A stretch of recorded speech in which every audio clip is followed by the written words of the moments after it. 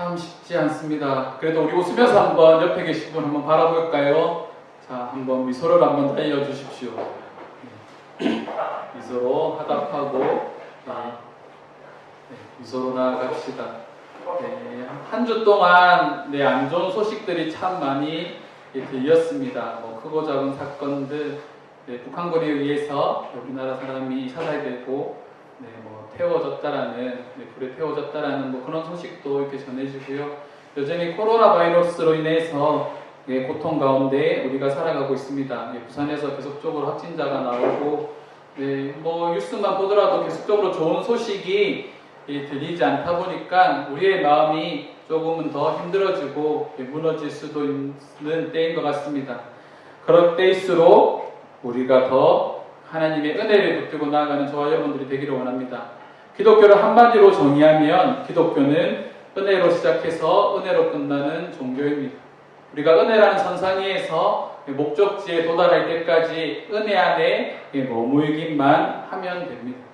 은혜 안에 머문다는 것은 무엇일까요? 자, 우리 성경을 한번 찾아봅시다. 우리 사도행전 16장 31절 말씀입니다. 우리 함께 읽겠습니다. 주 예수를 믿으라. 그리하면 너와 내 집이 구원을 받으리라. 아멘. 자, 은혜는 무엇이냐면 우리가 주 예수를 믿는 것입니다. 다시 말해서 은혜의 시작은 주 예수를 믿는 것으로부터 시작되어진다는 거죠. 자, 은혜의 목적지는 어디입니까? 구원입니다.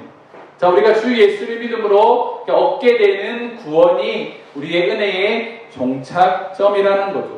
자, 주 예수를 믿는 믿음으로 구원에 이르게 되는데, 이 믿음을라고 말을 할 때 이 믿음을 또 한 단어로 정의하면 신뢰라고 정의할 수 있습니다.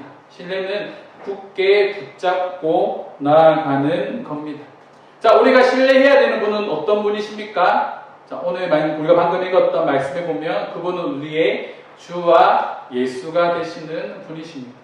주라는 뜻은 우리의 주인이라는 뜻이죠. 우리가 믿고 의지하고 따라야 할 분이라는 뜻입니다. 자, 예수라는 이름의 뜻은 자기 백성을 그들의 죄에서 구원할 자라는 뜻입니다. 다시 말해서 우리가 예수를 주와 우리가 예수님을 주로 고백하고 그 예수를 믿는다라는 것은 예수님이 나의 주인이 되시며 나를 죄로부터 구원할 자이심을 믿는 것입니다. 그것을 붙들고 나아가는 것이죠. 우리가 붙들어야 하는 예수님은 그런 분입니다. 이 땅에 오셔서 섬김을 받기 위하여 이 땅에 오신 것이 아니라 도리어 섬기기 위하여서 자신의 목숨을 대속물로 주기 위하여서 이 땅에 오신 분입니다. 이 대속물이라는 뜻은 노예가 그 노예의 신분에서 해방되기 위해서 값을 치르는 것을 말합니다. 다시 말해서 누군가가 이 노예를 돈으로 사는 거죠. 자, 예수께서는요, 저와 여러분들을 위해서 자신의 핏값으로 저와 여러분들을 구원해 주셨습니다. 본질상 진노의 자녀고 죽을 수밖에 없던 우리를 예수님께서 핏값으로 주고 사셨다라는 거죠. 그래서 기독교는요, 은혜라는 말 이외에는 우리가 어떤 것으로도 표현할 수가 없습니다. 그 은혜를 우리에게 허락하여 주신 그 예수가 우리에게 주신 것이 무엇입니까? 갈라디아서 5장 1절 말씀에 보면 다음과 같이 말합니다.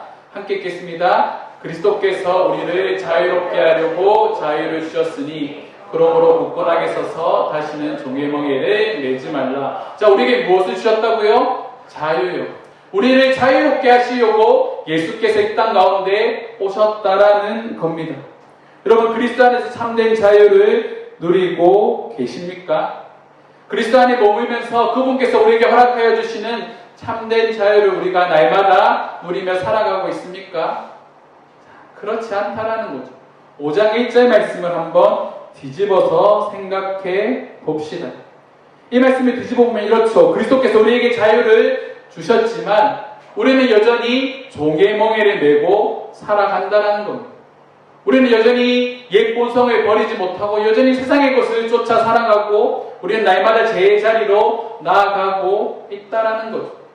그래서 바울은 뭐라 말합니까? 굳건하게 서라고 말을 하고 있는 거죠. 오늘 말씀은 지난주의 말씀에 이어서 갈라디아서를 계속 살펴볼 겁니다.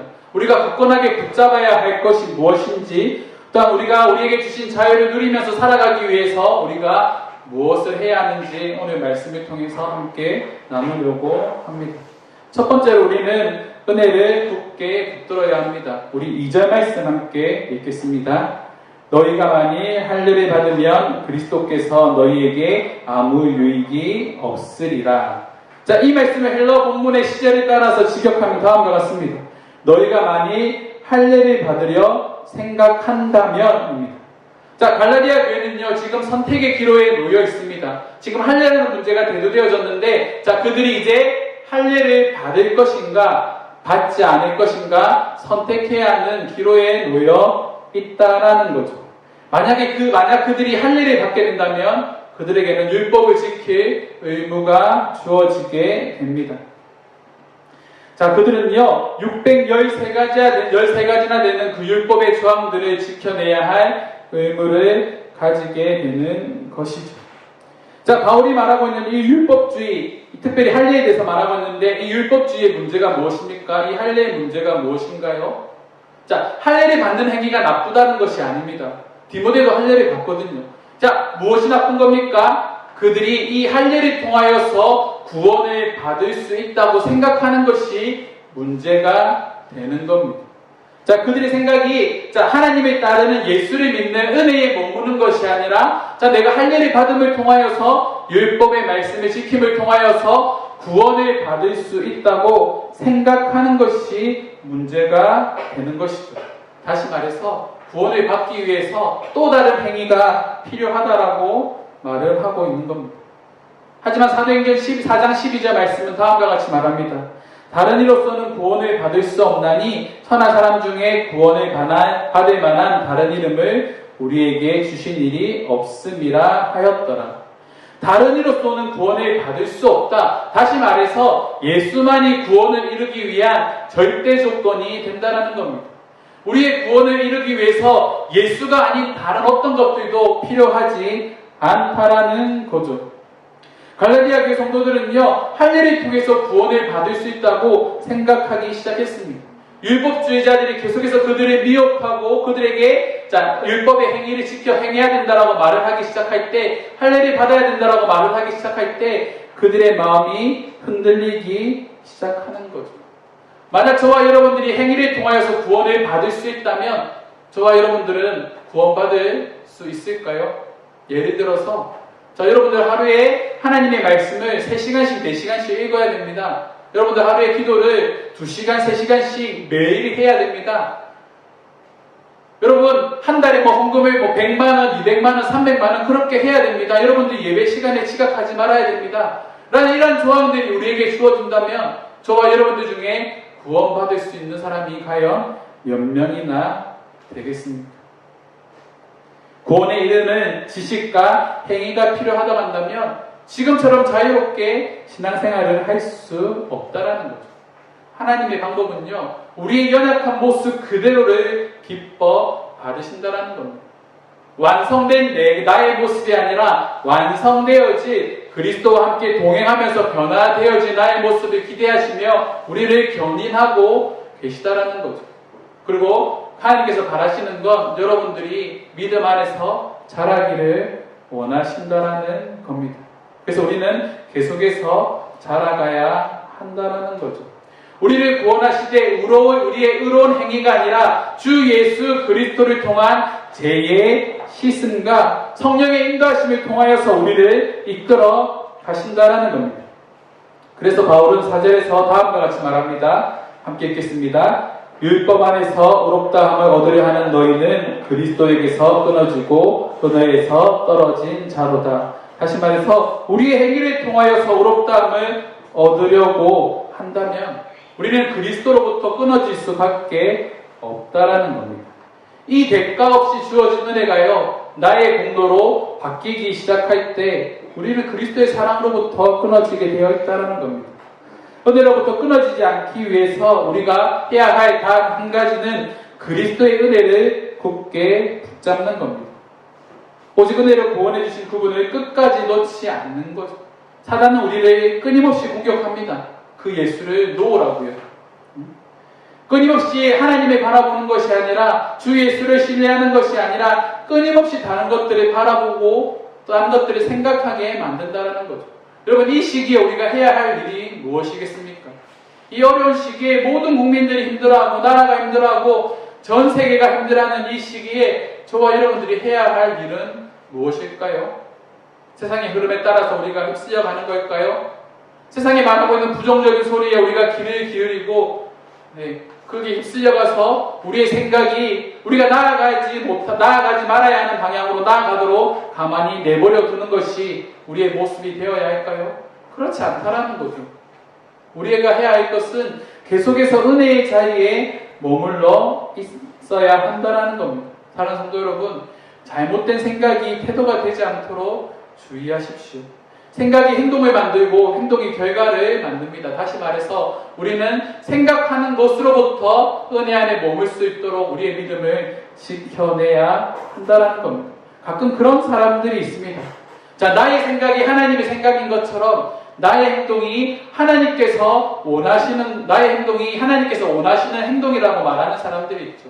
최근에 그런 말이 참 많이 떠돌았습니다. 무식한 사람이 신념을 가지면 무섭다고요.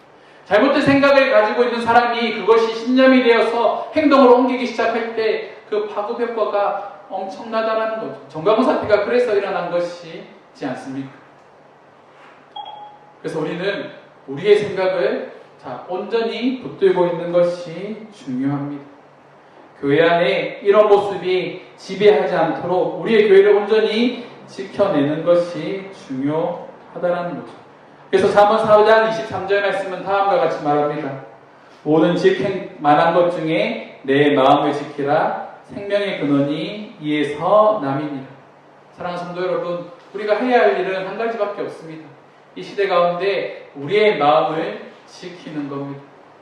우리의 마음이 은혜 밖으로 나가지 않도록 주 예수 그리스도를 끝까지 붙들고 있어야 한다는 거죠. 사랑하는 성도 여러분, 저와 여러분들이 그런 성도가 되기를 원합니다. 우리를 힘들게 만들고 우리를 어렵게 만드는 수많은 상황 속에서 여러분, 이 은혜를 놓치지 마십시오. 그 은혜를 끝까지 붙들고 나아갈 때에 반드시 우리에게 새로운 소망이 주어질 줄 믿습니다. 우리가 이 은혜에 머물기 위해서 우리가 무엇을 해야 할까요? 두 번째로 우리는 은혜의 주체이신 분을 바라보아야 합니다. 우리 6절 말씀 한번 읽어봅시다. 함께 읽겠습니다. 그리스도 예수 안에서는 할례나 무할례나 혈육이 없으되 사람으로서 역사하는 믿음 뿐이니라. 아멘. 그리스도 예수 안에서 믿음은 사랑으로 역사합니다. 자, 사랑으로 역사하는 믿음의 행위의 주체가 되는 우리가 나아갈 길은 그 사랑의 본체 되시는 분을 온전히 바라보는 거죠. 우리를 사랑하시는 분은 어떤 분이십니까? 자기 아들을 우리에게 내어주신 분이십니다. 자기 아들을 우리에게 내어주신 분은 우리에게 어떠한 것도 아끼지 않으십니다. 그래서 우리의 있는 모습 그대로를 받아주시는 거죠. 그래서 베드로전서 4장 8절 말씀에 보면 사랑은 허다한 죄를 덮는다라고 말을 하고 있습니다. 우리가 비록 죄 가운데 살아간다고 할지라도 그 사랑이 우리를 덮고 있기 때문에 하나님은 침묵하시고 기다리시고 계시다라는 거죠. 우리가 잘못된 길로 나아가도 하나님은 끝까지 참고 인내하면서 저와 여러분들을 기다리고 계시다라는 겁니다. 부모가 어린 자녀를 두고 있을 때 그들의 잘못을 일일이 다 보라지 않습니다. 저희 예성이가 그리고 8살이고 예담이가 2살이지 않습니다. 2살입니다. 자, 예담이가요. 자, 여러분 생각해 보십시오. 자, 제 얼굴을 때리고 물건을 집어 던지고 길거리에 막 오줌을 싸고 막 그런 행동이 하는 게 세상의 어른들이 하면 죄가 되는 행동입니다. 근데 우리 예담이가 하면 그것은 뭐가 됩니까? 애교가 됩니다. 여러분 또 이렇게 손을 한번 씻어 보셨습니까? 네, 예담이가 이제 밥을 먹거든요. 밥을 먹다 보니까 똥이 그냥 얼음똥이랑 똑같습니다. 더럽잖아요. 근데 어떻게 할까요? 부모는 그 똥을 손으로 만져서 씻어냅니다. 제가 자주 씻거든요. 네? 아들이 물에 담궈서 이렇게 똥을 막 씻어냅니다. 왜 그렇게 할까요? 사랑하기 때문입니다. 만약 제가 여러분들의 대소변을 받아내야 한다면 저는 자신이 없습니다. 특히 우리 고석현 같은 우리 승환이 같은 뭐 이런 친구들의 대소변을 받아내야 한다면 네, 할 수 있다라고 말하고 싶지만 조금은 힘들지 않을까라는 생각을 합니다. 근데 왜 제가 이런 것들이 가능할까요? 사랑하는 제 아들이기 때문입니다. 하나님도 저와 여러분들이 그런 마음으로 바라보신다라는 거죠. 우리에게 흠이 있고 우리가 제 가운데 살아갈지라도 하나님은 그것을 깨끗하게 씻어주시는 분이시다라는 거죠. 누구를 통해서요? 예수님을 통해서 말입니다. 우리가 영적으로 이탈을 해도 신앙을 버리고 방황하고 있을 때도 하나님은 여전히 우리를 붙잡고 계십니다. 하나님의 계획은요, 사랑으로 역사하기 때문에 우리가 돌아올 때까지 끊임없이 기다리고 계시다라는 거죠. 탕자가 길을 떠나서 방황하고 돌아올 때 항상 있던 자리에서 머물며 그 자식을 기다렸던 아버지의 마음처럼 하나님은 그렇게 우리를 이끌어 가신다는 거죠. 그것이 바로 사랑으로서 역사하는 믿음입니다. 지금처럼 길이 보이지 않는 것처럼 느껴지는 상황 속에서도 하나님의 은혜는 여전히 우리를 감싸고 있습니다. 눈에 보이는 것이 다가 아니라 눈에 보이지 않는 것을 쫓아 살아가는 것이 우리의 믿음이라고 한다면 우리가 믿는 그 하나님은 전능하신 분이시고 불가능이 없으신 사랑이 많으신 하나님이십니다. 우리는 그 하나님을 붙들고 나아가야 합니다. 사랑하는 성도 여러분, 그분을 신뢰하시기 바랍니다. 우리가 그분을 믿는다고 할 때 또한 우리에게 주어진 의무가 있습니다. 우리가 해야 할 일이 있죠. 자, 우리 9절 말씀 함께 읽어보겠습니다. 함께 읽겠습니다. 적은 누룩이 온 덩이에 터지느니라. 이 누룩은 죄를 의미합니다. 잘못된 행위를 말하는 거죠. 이 적은 누룩이 하나 들어오기 시작하면 이 적은 누룩은요, 일파만파로 커지기 시작합니다. 빵을 만들 때 뭐 넣습니까? 누룩을 넣잖아요. 이 누룩을 넣었을 때 빵을 부풀게 만드는 겁니다. 우리 안에 죄라는 누룩이 들어오기 시작할 때, 잘못된 생각이라는 누룩이 들어오기 시작할 때, 그 잘못된 생각이 우리를 어떻게 이끌어가는지 여러분 한번 생각해 보십시오. 우리는 부정적인 영향권 안에서 머물지 않도록 끊임없이 노력을 해야 됩니다. 우리가 죄 가운데 살아가지 않도록, 죄에 넘어지지 않도록 우리의 노력이 필요하다라는 거죠. 여러분들의 믿음을 흔들리게 하는 것들이 무엇입니까? 여러분 그것으로부터 벗어나야 됩니다. 여러분 매체를 통하여서 SNS나 뉴스 등을 통하여서 수많은 댓글들이 달리고 그 글들을 보면서 참 마음이 아픕니다. 근데 그 글을 보면서 믿음을 잃는 사람들이 참 많이 있다고 합니다. 조심스레 예상하기에는 이 코로나 사태를 인하여서 교회를 떠나는 사람들이 20에서 30% 된다라고 수많은 사람들이 말을 하고 있습니다. 이러한 때에 우리가 해야 할 일이 무엇입니까? 우리도 그들과 함께 휩쓸려가서 우리의 믿음을 잃어버려야 될까요?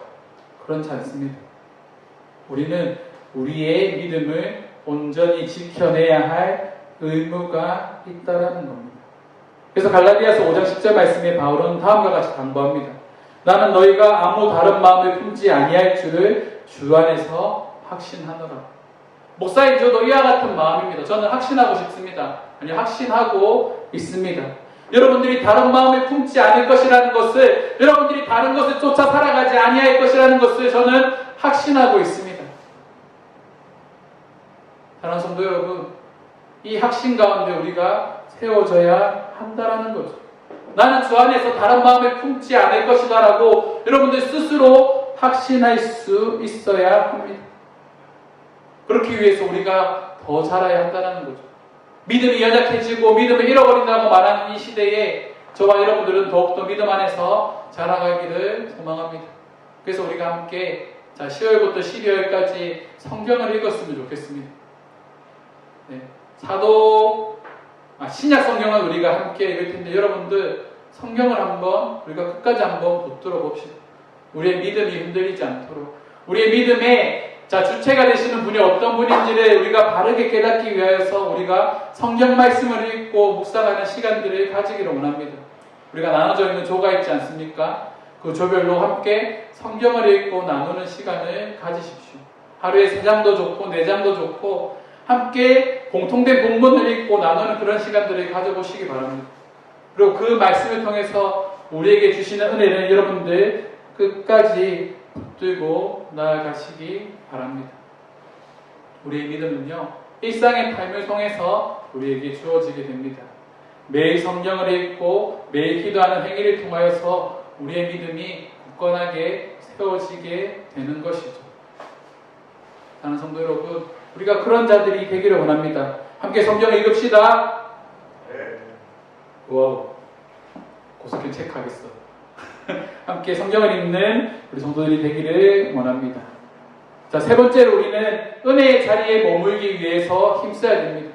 그래서 성경을 읽어야 하는 거죠. 자, 바울은 11절에서 다음과 같이 말합니다. 형제들아, 내가 지금까지 할례를 전한다면 어찌하여 지금까지 박해를 받으리요? 그리하였으면 십자가의 걸림돌이 제거되었으리니. 자, 바울이 만약 그리스도의 도를 전하지 않았다면 바울은 박해를 받을 필요가 없습니다. 바울은 유대인 중에 유대인이고 바리새인 중에 바리새인이고 누구보다 율법에 능통한 자입니다. 그런 바울이 예수를 만난 이후에 그 모든 것들을 배설물로 여기기 시작을 했습니다. 은혜를 경험한 이후에 예수님이 아닌 다른 것들을 배설물로 여기기 시작했습니다. 자신이 핍박했던 예수를 도리어 전하는 사람이 되었고요. 그분이 참된 그리스도이심을 깨닫기 시작했을 때에 바울은 열방을 향하여서 모든 핍박을 이겨내며 복음을 전하기 시작했습니다. 바울에게 이 십자가의 도가 걸림돌이 아니라 디딤돌이라는 사실을 깨달았기 때문이죠. 바울은 예수 그리스도를 신뢰하는 사람이었습니다. 믿음은 철저하게 예수를 신뢰하는 것입니다. 우리가 믿는 십자가가 은혜의 길이요, 또한 진리의 길이요, 생명의 길이라는 것을 믿고 나아가는 것입니다. 우리가 그것을 끝까지 붙들어야 하는 거죠. 만약 그런 것을 방해하는 것들이 있다고 한다면 우리가 어떻게 해야 될까요? 바울은 12절에서 다음과 같이 말합니다. 너희를 어지럽게 하는 자들은 스스로 베어버리기를 원하노라. 베어버리라고 말을 하는 거죠. 잘라버리라고 말하는 겁니다.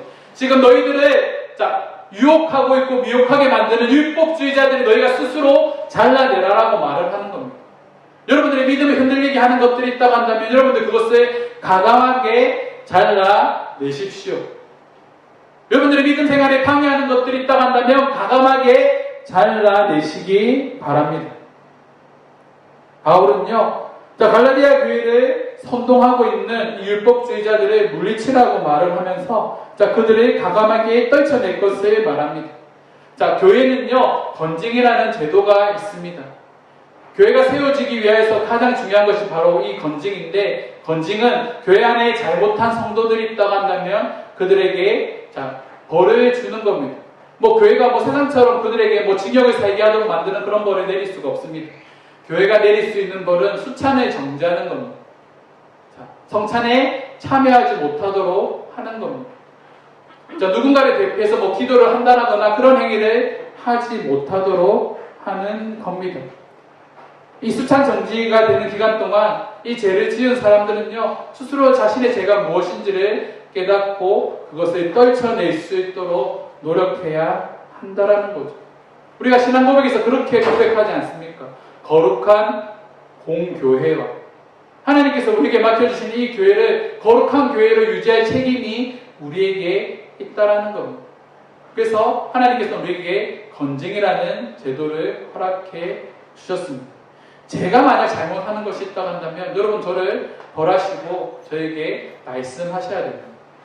저 또한 여러분들이 잘못하는 것이 있으면 저도 여러분들에게 가감없이 말을 할 겁니다. 우리 이음교회가 그런 교회로 세워지기를 원합니다. 사람으로서 보듬어주되 죄에 대해서는 정확하게 말할 수 있는 교회. 일단 죄에 대해서 말을 하지만 그들을 정죄하고 비방하는 것이 아니라 사람으로 끝까지 품어줄 수 있는 교회로 세워지기를 소망합니다. 세상은 우리에게 이러한 교회의 모습을 요구하고 있습니다. 거룩한 교회, 세상과 구별되는 교회, 세상은 우리에게 그러한 것들을 요구하고 있다라는 거죠. 저는 우리 이음교회가 세상의 빛과 소금이 되기를 원합니다.